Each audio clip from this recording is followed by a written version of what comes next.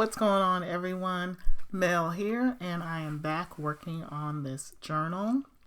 So for today's project, I was watching Posh Paper Lady's channel, and she did this cute little project with cut aparts. And so I'm always looking at cut aparts in the paper pads that I'm in, and never found anything as cute as this. So she took two cut aparts that were together and made little booklets, and I thought that this would be cute with this project. So as you can see here, I have these cut aparts, and I love these two that are right there in the middle. Now logically there's four in a row, and that I could take two and two on the side, but I like these two right here. I thought that the flower one could be on the top and the Choose Joy could be in the back of the little booklet.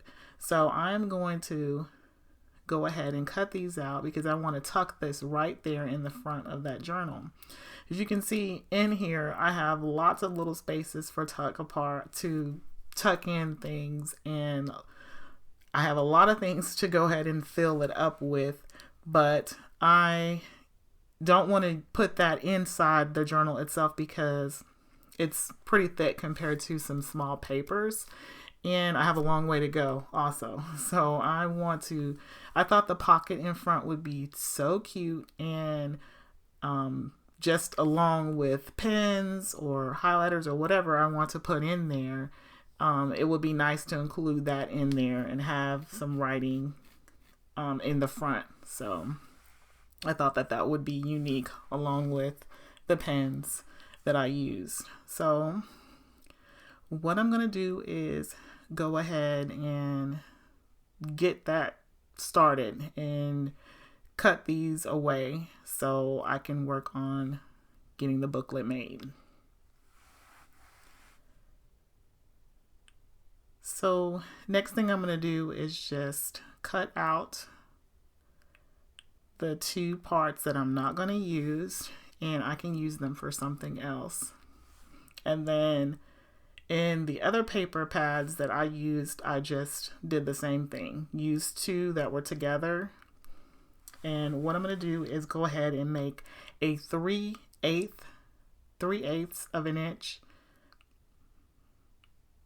all the way around the two that are together. These are the two cut aparts that I have together, and I'm just taking 3/8 of an inch and I'm scoring it on all four sides. So just rotating and scoring 3/8 of an inch.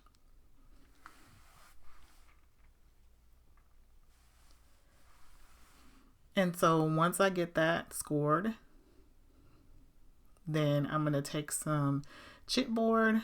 Now I used some chipboard that was pretty thin, and this could be like cereal box weight. And I cut mine. This is 3/4 of an inch by 2 3/8. But you're going to use, depending on the cut aparts. The cut aparts are different sizes. But I used that 3/4 of an inch by 2 3/8 of an inch. And then went from there as far as my papers and the inside cover. I just kind of based on that and then just cut down to what I needed. So I'm going to take those chipboard pieces. I went on and cut out plenty of those based on that size, and then folded my papers over, and then cut out also a stack of, this is just plain copy paper. So I cut out a stack of those papers, and then I'm going to get those lined up real good. And then I have some Mod Podge here. And then I'm going to take some clips, and then I'm going to take some scrap paper and put underneath the clip, just so I don't have any indentions in my paper, and then it could be crisp and clean. Now for me, the main booklet that I'm doing, I don't really care about that, but I don't know if the booklets I'm going to gift or they're going to be used in something else. So I want to make sure that I have no indentions in it. So using something underneath it helps. So I just tore up some scrap paper here from my last project I had on my desk. And we're not wasting anything. I just utilized that for underneath the clips. And that way it helps for not making marks in my paper. So lining everything up, and then I'm going to take a brush and some Mod Podge and then just put a nice layer or two real thin of glue on that one side. And then I'll have the binding that I need for the little booklet.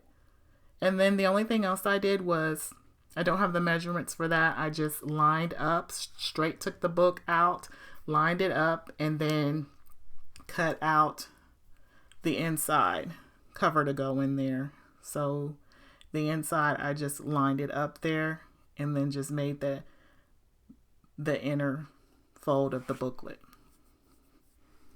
And then I just took some of my glue. I took some of I think I used the art glitter glue, and then I just put it all in the middle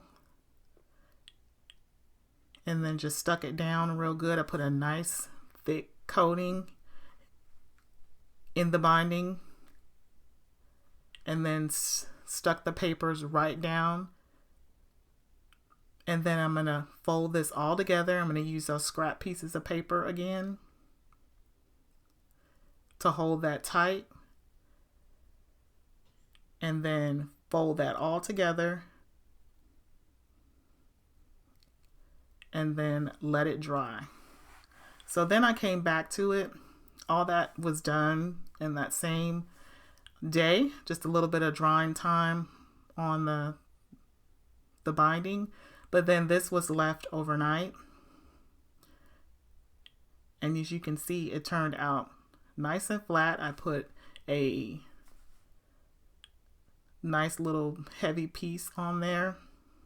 I used a paper punch on there, and it got them nice and flat. So the next thing that I want to do is the one that I want to use for me. See these three, I'm just going to add to my stash. And so the one that I'm going to use for me, I want to be a little extra and add some pearls on the side.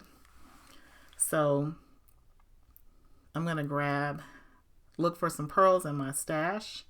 And then I'm going to add a little bit on the trim on the outside of the spine. So the next thing I did was found these pearls, and they're already sort of glued together in a row, but I'm going to add a nice strip of art glitter glue. And I used to watch art glitter glue for years, and then I tried it, and then now it is my go-to glue. So it is definitely in my Amazon shop listing. You can click and find it if you're interested in it, but I'm telling you, that is the best glue. The best glue. I've tried some others and I keep coming back to that glue. It's my favorite. So all I'm doing here is just, it's got a little bit of strip of adhesive to it, but I know that I want some extra hold, so I'm using the art glitter glue on the outside of that spine, and then just adding the pearls there for effect. Because this is mine and I know what I like, so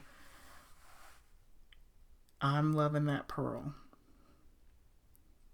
So the next thing, all I have to do with that is let that dry.